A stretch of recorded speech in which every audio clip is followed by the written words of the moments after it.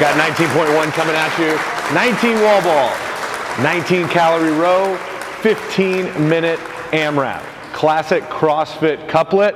If you think this is a boring workout, come talk to me at 5 minutes in when your legs are burning, your heart's going crazy. This is a good test of your work capacity.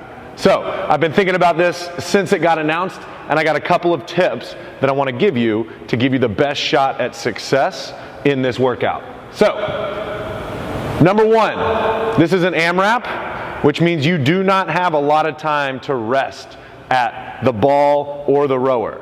I want to say, don't rest between movements. Quick transitions are going to be key to success in this. So when you get off the rower, quickly unstrap your feet and get to the wall ball.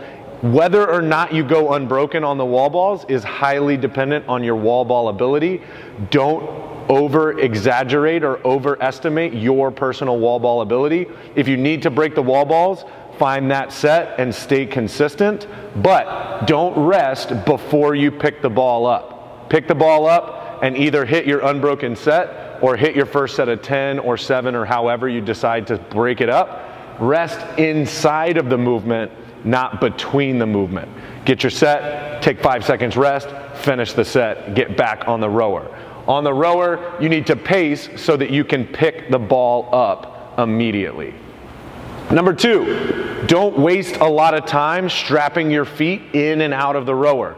Have your rower strap set so that you can set your feet in the rower, start rowing so they're not too loose, and then unstrap your feet. Gio's going to talk a little bit about how to get in and out of the rower, but don't waste a lot of time here. Don't get them super tight every time. Just pick your feet in, start rowing. On that note, when you're setting your feet in the rower, try to get 1 foot in the rower and start moving the wheel. Then get the other foot in. The quicker you can get that first calorie to go, the quicker you're going to get done with the workout. So don't get both feet in and get 7 or 8 short, choppy pulls. Big pulls, get it done, get that first calorie on the board. Last piece, a couple of pieces. Change your squat stance as you start to fatigue. Bring your feet out a little bit wider, bring your feet in a little bit narrower. It's going to hit different muscle groups in your legs and your glutes so that you can keep moving on the wall ball. With that, change your throw technique a little bit. If your shoulders start to fatigue, start to go on one side or the other. Whatever you can do to adapt and stay consistently moving on the wall ball. Last, lower the damper on the rower with a higher cadence. The lower the damper, the less taxing it's going to be on your legs and your hips, the higher it's going to get your heart rate. Use the wall ball as your recovery.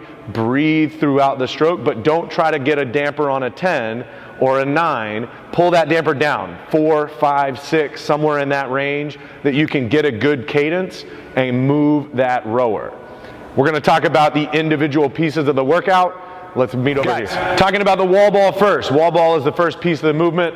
One, always know where you need to set your feet. So find that spot. If you need to mark it on the mat, that's fine, but know where you need to set your feet so that you're not looking up at the target, looking down at the ball every time. Maybe get a line of chalk on the mat so that you can pick the ball up and go. When you're throwing your wall ball, very important to keep the ball up high. If I let that ball drop, it's going to pull me down and make it much more difficult to squat. So I want to keep that ball up high.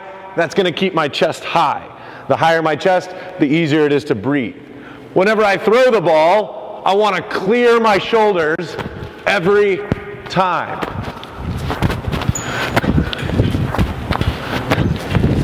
If you clear your shoulders, you're not holding them up there and letting all that lactic acid and blood flow just sit in your shoulders.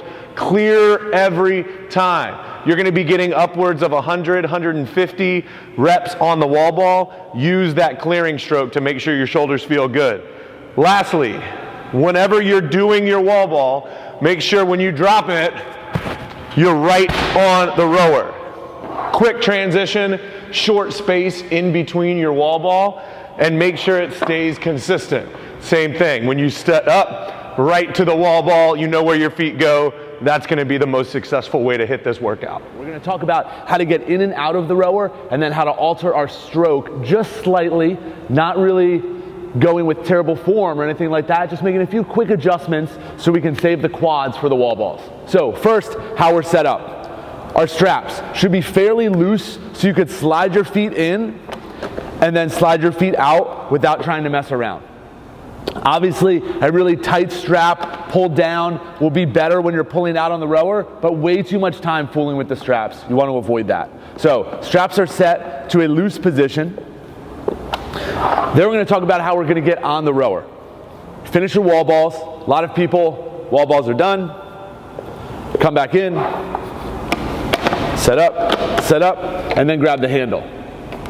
If you have a good pace and you feel like you still have your breath, you're going to set the wall ball down. A couple deep breaths as you walk to the rower. You're going to grab the handle as you put your first foot in, and then as you're getting your second foot in, you've already got a stroke in. Now the flywheel's spinning.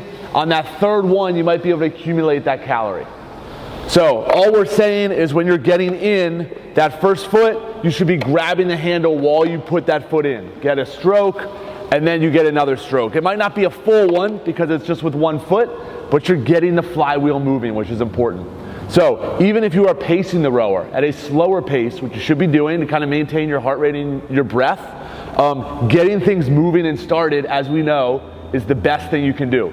It's a pull on the rower. It's a burpee. We can always do one more, so just try to keep maintaining that. Now, we talk about technique on the erg.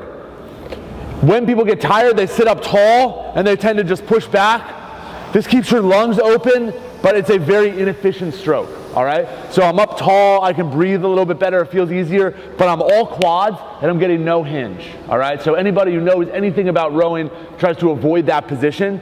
We want you to come in a little bit more, work the hinge position, get as much chain in and as much chain out as you can. Trying to stay nice and flat like a tabletop.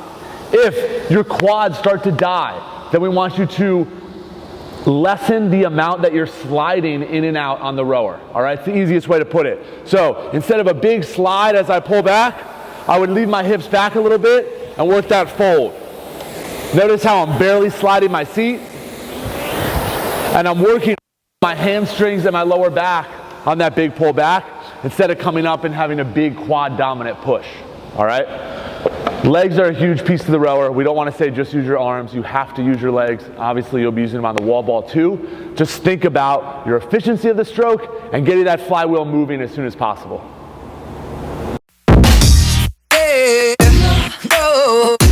No.